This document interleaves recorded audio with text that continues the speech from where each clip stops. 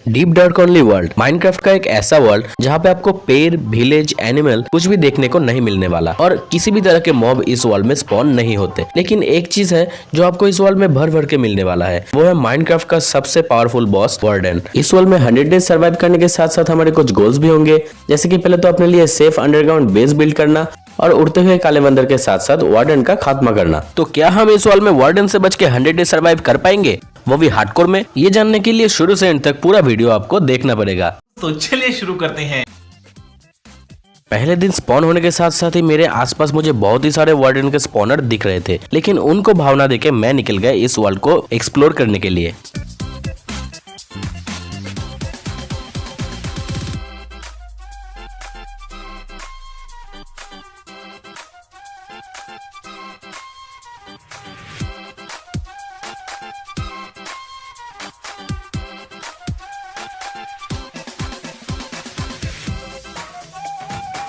World को मैं explore कर ही रहा था और तभी मेरे सामने से स्पॉन होता है एक वार्डन, और स्पॉन होने के साथ साथ मुझसे कहता है, पता नहीं वो क्या कहना चाह रहा था, लेकिन उससे मेरा क्या। वर्ल्ड को एक्सप्लोर करते करते मुझे पेड़ मिल गए थे, तो मैंने फटाफट उनको काट लिया, क्योंकि इस वर्ल्ड में पेड़ आपको बहुत ही कम देखने को मिलेगा। इन्हें फूड कलेक्ट होने के बाद मैंने उनसे एक क्राफ्टिंग टेबल बनाया एंड अपने लिए एक वुडन पिकेक्स बना के बहुत सारे स्टोन को कलेक्ट कर लिया।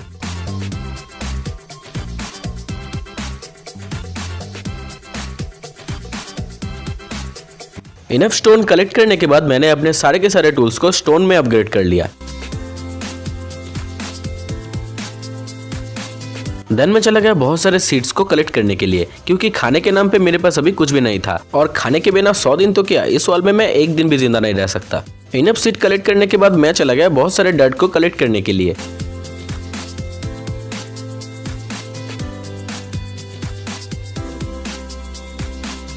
इनफ डार्ट और सीड कलेक्ट करने के बाद मैं चला गया अपने लिए एक वीट फार्म को बिल्ड करने के लिए, और इस वीट फार्म को मैं पानी के बीचों बीच बिल्ड करने वाला था, क्योंकि यहाँ पे वार्डन स्पॉन नहीं हो सकता, जो कि मेरा गलतफहमी था। फार्म को बनाना मैंने बस शुरू ही किया था, तभी एक वार्डन पानी में आ जाता है और मेरे ऊपर हमला कर देता है, और मैं हाफ हार्ट में आ जाता हूँ। ये तो अच्छा हुआ कि मैं हाफ हार्ट में बच गया था, नहीं तो मेरा हार्डकोर का सफर यहीं पे खत्म हो जाता। देन मेरे को एक जगह पसंद आ गया था, तो मैंने फटाफट उस जगह पे वीट फार्म को बिल्ड कर लिया। देन मैंने जितने भी सीड को कलेक्ट किया था उनको प्लेस करके मैं चला जाता हूँ एएफके करने के लिए।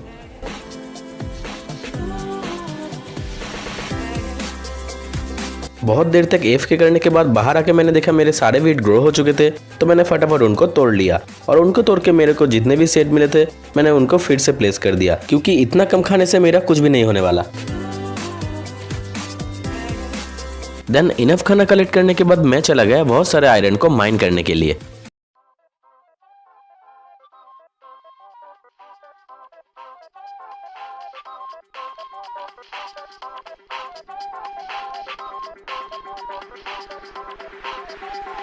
घर आके मैंने सबसे पहले अपने लिए एक फर्नेस को क्राफ्ट किया। देन मैंने जितने भी आयरन माइन किए थे उनको मैंने फर्नेस में लगा दिया स्मेल्ट होने के लिए। थोड़ी देर बाद मेरा सारा आयरन स्मेल्ट हो गया था, तो मैंने फटाफट उनको निकाल लिया और अपने लिए पूरा का पूरा आयरन का आर्मर और सारे आयरन के टूल्स क्राफ्ट कर लिए।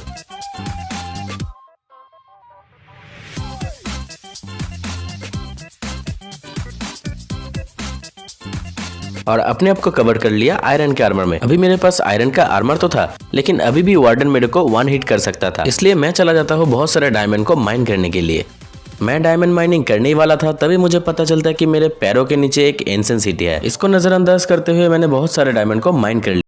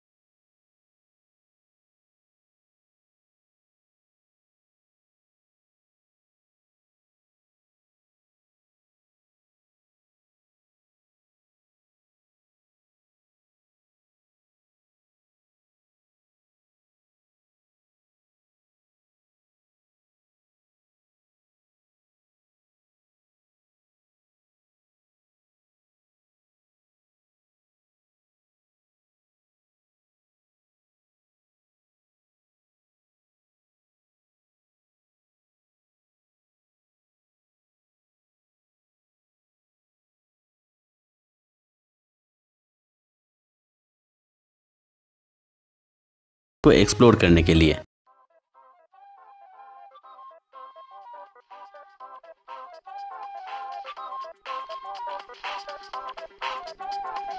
नेदर में जाते ही सबसे पहले मैंने बहुत सारे गोल्ड को माइन कर लिया, क्योंकि मैं पिगलिन से ट्रेड करने वाला था। आगे जाके ये गोल्ड हमारे बहुत से काम में आने वाले थे, क्योंकि इस वीडियो के एंड में मैं फाइट करने वाला था वार्डन के साथ। गोल्ड को माइन करने के साथ साथ लकीली मेरे को यहाँ पे एक फोर्ट्रेस मिल गया था, लेकिन अभी मैं इस फोर्ट्रेस में नहीं जाने वाला था, क्योंकि मुझे चाहिए थे फायर रेजिस्टेंस के पोशन। देन मैंने जितना भी गोल्ड कलेक्ट किया था सारा का सारा पिगलिन को दे दिया ट्रेड करने के लिए, और वहां से मेरे को थोड़े बहुत स्टिंग मिल गए थे, तो मैंने उनसे जितने हो सके उतने ऊल को क्राफ्ट कर लिया। एंड लकीली थोड़ी देर बाद मुझे फायर रेजिस्टेंस के पोशन भी मिल गए थे, तो मैंने फटाफट उनको पी लिया और चला गया ब्लेज को मार के बहुत सारे ब्लेज रॉड कलेक्ट करने के लिए।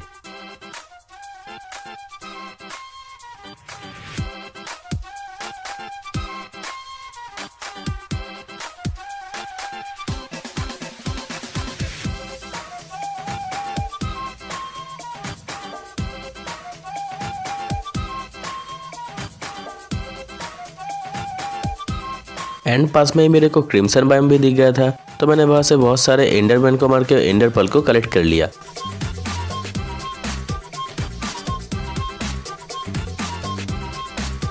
जरूरत का सारा सामान लेके मैं अपने आइलैंड में वापस आ गया था, और आइलैंड में वापस आते ही मैंने सबसे पहले एंडर पर्ल और ब्लेज रॉड की मदद से आई ऑफ एंडर को क्राफ्ट कर लिया। देन मैं चला गया इस वर्ल्ड के स्ट्रॉन्ग होल्ड को ढूंढने के।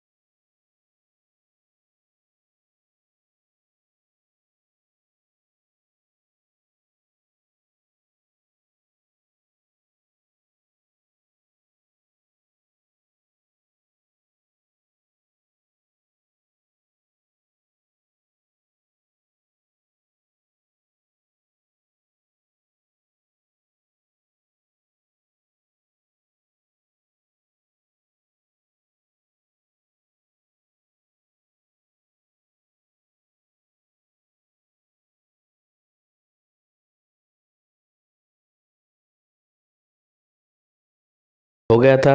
उसके बाद मैंने जितने भी आयरन कलेक्ट किए थे उनसे मैंने अपने लिए एक एनविल को क्राफ्ट किया, और नेदर से मेरे को कुछ वूल मिल गए थे, उससे मैंने अपने लिए बेट को क्राफ्ट कर लिया। स्ट्रॉन्ग होल्ड को एक्सप्लोर करते टाइम मुझे कुछ एन्चेंटमेंट के बुक मिल गए थे, तो मैंने फटाफट से मेरे टूल्स पे उनको एन्चेंट कर लिया। देन लाइब्रेरी से मैंने जितने भी बुक को कलेक्ट किया था उनसे मैंने दोबारा बहुत सारे बुक शेल्फ को क्राफ्ट किया और अपने लिए एक एन्चेंटेड रूम को बिल्ड कर लिया।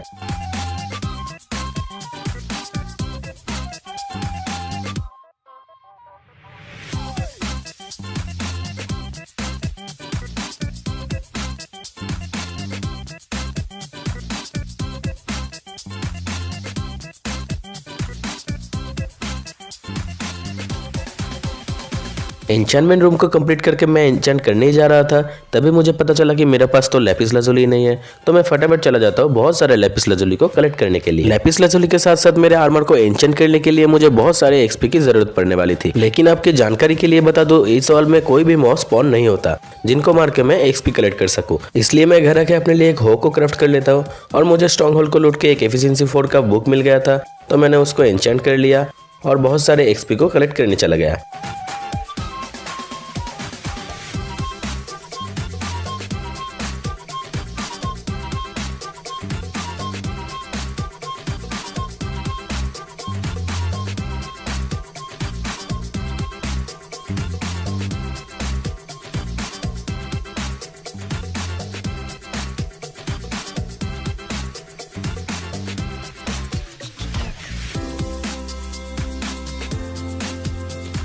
देन इनफ एक्सपी कलेक्ट करने के बाद मैंने अपने टूल्स एंड आर्मर को एन्चेंट कर लिया। देखो अभी मेरे पास डायमंड का फुल्ली एन्चेंटेड आर्मर तो था, लेकिन इस वॉल में रहने लायक मेरे पास कोई भी घर नहीं था। इस वॉल में हर टाइम हर जगह पे बहुत सारे वार्डन स्पॉन होते रहते हैं, तो मैं अपने लिए घर ऊपर तो नहीं बनाने वाला था। तो फिर क्या, मैं चला गया अपने लिए एक अंडरग्राउंड हाउस को बिल्ड कर।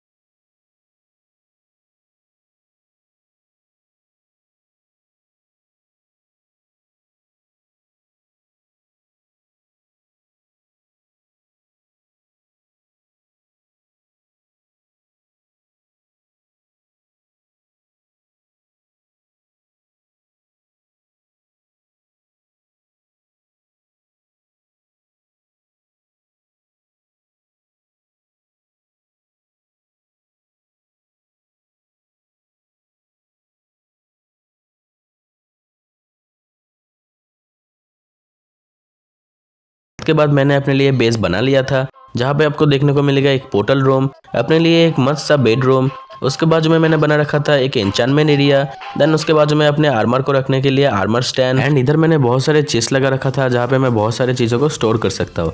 इधर मैंने मेरे थोड़ा बहुत खाने का इंतजाम किया, और यहाँ पे मैंने दो रास्ता बना दिया था, एक ऊपर जाने का और एक नीचे आने का, एंड इसके बाजू में मैंने अपने लिए एक स्मेल्टिंग एरिया भी बना रखा था। जो भी लोग इस वीडियो को देख रहे हो जरूर से बताना ये बेस आपको कैसा लगा है। ओवरऑल में करने के लिए अभी मेरे पास कुछ भी नहीं था, तो मैं फटाफट चला जाता हूँ एंड में। एंड में जाने के साथ साथ सबसे पहले मैंने सारे के सारे एंड क्रिस्टल को तोड़ लिया, और देन उसके बाद एंडर ड्रैगन की अच्छे से धुलाई की।